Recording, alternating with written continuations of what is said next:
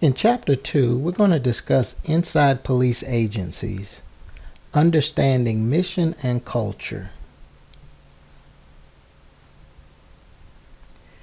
Following professional oaths and codes of conduct are a very important part of policing.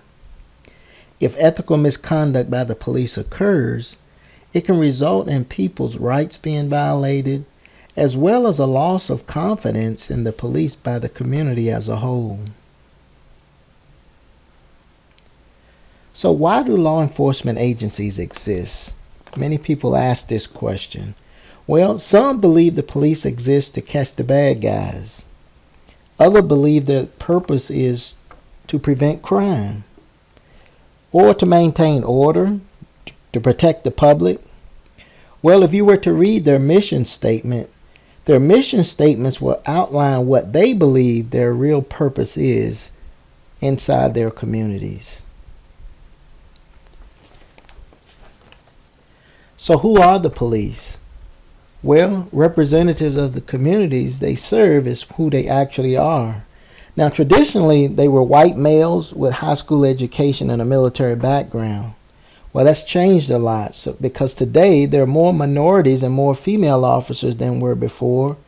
And officers today have higher levels of education. And they're interested in helping people as much as they are fighting crime. As I'm sure by now that you've all have seen the media, a high level of distrust in police officers by various groups in the media in the communities today. Because of their duties and their responsibilities that are placed upon them, there's often one of those we versus them type of an attitude that's portrayed because they feel like that because of the way they're looked at by society, that they're not actually a part of society, and therefore the code of silence is what many people portray to believe that they're engaged in because they talk amongst themselves and they don't feel like they're a part of society. Well, on the positive side, the police are very successful at removing criminals from our population. They're the ones that the citizens call on when they're faced with a crisis. The ones who work hard to keep our communities safe out there. So when we really need them, we really want them to be there. And oftentimes when we're in need, we have a different outlook on their occupation and who they really are. So let's talk about police culture for just a second. Police work is often unpleasant. Police frequently have to deal with ugly situations and antisocial behavior. Police are lied to. They're spit on. They're sworn at. They see unspeakable atrocities out in the community all the time. And because of their shared experiences and their unique exposure to their community, many police officers develop a fierce loyalty to each other. And that's that we versus them attitude that I was talking about previously. As far as the police image, our society has varied images of law enforcement professionals. Citizens expect our laws to be enforced until it's their own behavior that's in violation. Now, an individual's opinion of the police is often influenced by factors such as television programs, movies, newspapers, family, friends, and even the person's level of education has an influence on how they view the police's image.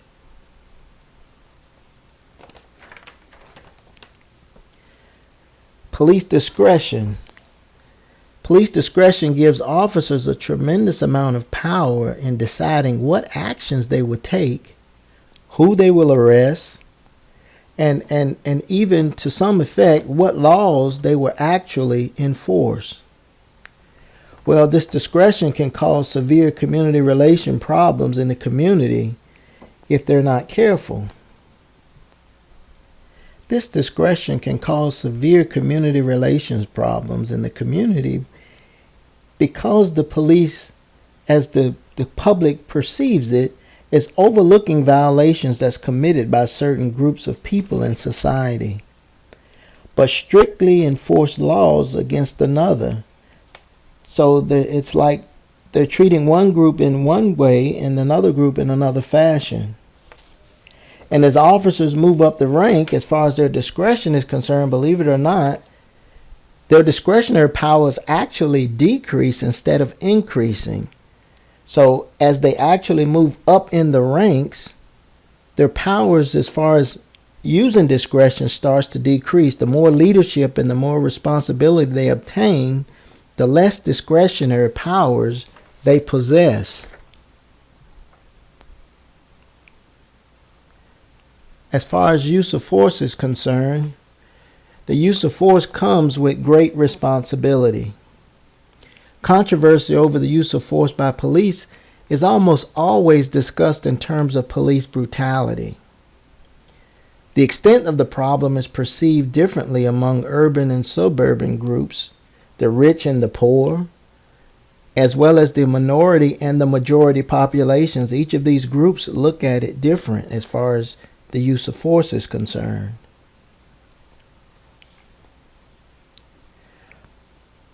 As far as ethical policing, in the field of ethics, a move towards higher ethical standards is perhaps reflected by the decision of many police departments to require their police officers to have a college education. There's also an increasing need as far as dialogue between the police and the community as far as ethics are concerned. What ethical behavior is and as well as how to achieve and be professional within their ethics. In summary, community policing will require a change in mission statements, department organizations, and as well as their leadership style. Now, mission statement is simply a written declaration and purpose.